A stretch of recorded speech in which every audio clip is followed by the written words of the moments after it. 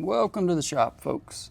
On the bench today we have an MKM blank scales macro knife. It's a birthday gift from my dad, and we're going to go ahead and make some custom scales for it today. Opening up the box here, I think I ordered this off of Knife Center, I believe. It comes with an okay sheath. It has a magnetic back. I'm not a big fan of it. In the end, I'll go ahead and make a leather sheath for it. But here's the blade. It's a Sheepsfoot or reverse Tonto style. Should be pretty useful for them. It came out of the box fairly dull, but we'll sharpen and get that fixed up. But in the meantime, I'm going to build some scales for it. And we're going to use this. This is actually a piece of firewood. I was about to throw it in the fire and discovered I liked it, and milled it down just using a plane. I've used it for a few other projects, and we're going to make some scales. We're going to try to book match it. Basically use each side of the center of it so that the scales on each side of the knife look fairly close and like it came from one piece of wood.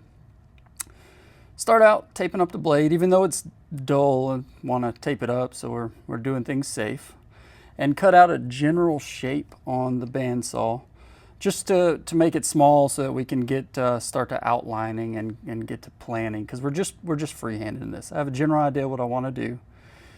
Here they are, wrapped up, and yeah, that looked good. We like that. We got to do a little more than that though, right? So one thing is I'm going to go ahead and fill that center gap of the knife handle with a piece of this, so that it gets some purchase, and I'm going to put a walnut pin in that front hole and then epoxy everything together. So it's kind of a one and done once I'm there. If you've not ever seen this tape trick, that's pretty nice.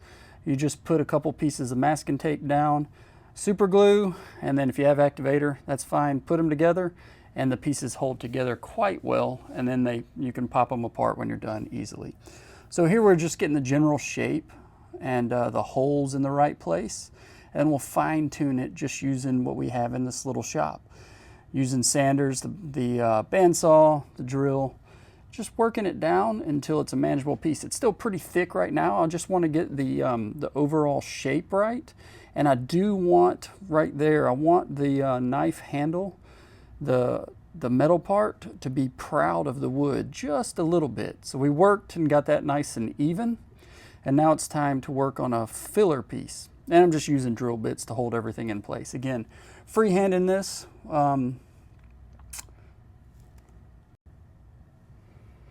We have to go ahead and cut some sort of angle on the front of it so we're not intruding upon the blade. And just pick something I thought aesthetically would look good and follow the line of the, what do they call that, where they sand the blade, where they shape the blade. So kind of follow that line, and I went ahead and thinned down the wood just using the belt sander. That's the easiest way. Just put it on the belt sander and thin it out to a little closer, and we'll shape it later on. Here we're going to use a piece of this walnut, which is also firewood. We actually found this on Thanksgiving one day. We used to camp for Thanksgiving between the family, fry up a turkey and have a great time. And out collecting firewood, we saw some walnut, which is not normally found where I live. So I grabbed a nice piece of it and brought it home. And again, I've used it for other projects. You can see there I've made a few knife scales out of it for some other knives. But right now, just got to cut out a little piece of that, and we'll turn it down, find and center. We'll turn it down on the little lit here so that it fits in that hole and makes a nice kind of not an offset, but a counter color. It stands out and looks real nice against that firewood oak, and have that dark walnut in there. So have it shaped, just cutting the end off, and then we'll put that in the knife, and you'll see kind of how that stands off from the rest of the scales. Now that we have all the major pieces flushed out and ready, it's time to fine tune the final shape and get everything to fit how we want it and swell nicely in the hand. So again, just using the belt sander, shape everything down, and eventually we'll grab the sandpaper and fine tune it. But use the tape method. So here, I actually messed up and sanded down the wrong side. So I had to go back and start everything over and make some new scales out of the other side of that board.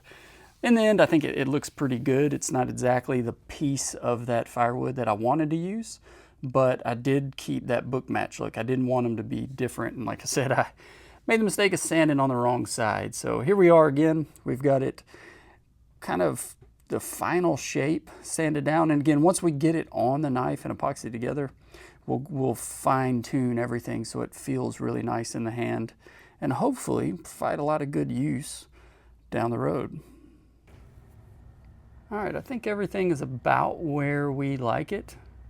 Everything fits well, feels pretty decent in the hand. Like I said, we're going to fine tune that in a little bit. But now it's time to pull out some good old Total Boat YouTube epoxy and epoxy everything together. What do you think? Does that look pretty decent? I like it. Like I said, I think thin it out a little more. But overall, I'm pretty happy with what we have here. So this is pretty straightforward. It's part A and B mix, just a standard Total Boat epoxy. It should glue everything together nice and reliably, last for years to come. But if we ever need to knock it down, you can just cut the wood off and start over if we wanted to, I suppose. But that's all dry. I left that pin proud just to make it kind of easy to epoxy. So I had some purchase on everything. So we'll knock that down with a bandsaw. And this is where we'll fine tune everything with a sandpaper. Just, you know, with the project, these shop projects, there's no real rush. I guess I did have to get this done before Dad's birthday, so I did have somewhat of a deadline. But in the end, you just take your time, and I mean, you're doing it for you or for a family member, a friend, whatever, and just have fun with it. That's the process. You know, I've never done a scale like this before. I don't do these all the time, but I really had a good time doing this one. It was fun to kind of design it and come up with you know, what I wanted to do and use what I had. And I thought making it the firewood that I both had in the backyard and we found on the trip was great. So just put on that wipe on poly, and I think I like 4 or 5 coats. I put it on pretty thick. So here's the final product. We have it in that original sheath, and I'm not a fan of those sheaths. I don't like the magnet. It gets we do a lot of metal work, and you know, the magnets attract all the metal and everything. So, and it's big and just clunky. So here's the final product. I wish I had that other piece that had the dark line running through the middle, but again, I didn't want it. Well, I guess I did there, sorry. I had it on the one side and not the other, but in the end, it looks pretty good with that walnut scale. You know, you make mistakes and you just go with them as best you can, because that's what it's about. These are fun little projects. I did sharpen it.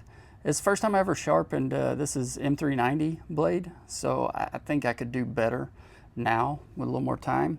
And here's the sheath.